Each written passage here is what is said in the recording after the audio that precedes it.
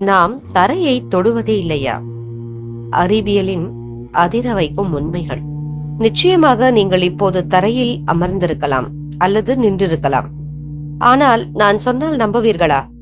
நீங்கள் உண்மையில் தரையை தொடவே இல்லை. ஆம், உங்களுக்கும் தரைக்கும் இடையே ஒரு மிகச்சிறிய இடைவெளியில் நீங்கள் மிதந்து கொண்டிருக்கிறீர்கள். இது ஏதோ மாய மந்திரம் அல்ல, அறிவியல்.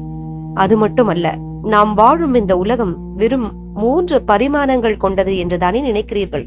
ஆனால் நவீன இயற்பியல் நம் பிரபஞ்சத்தில் 11 பரிமாணங்கள் இருப்பதாக சொல்கிறது.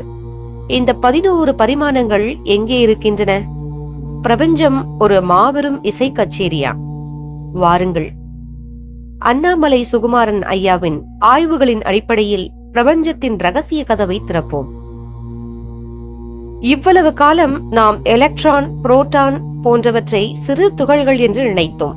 ஆனால் ஸ்ட்ரிங் தியரி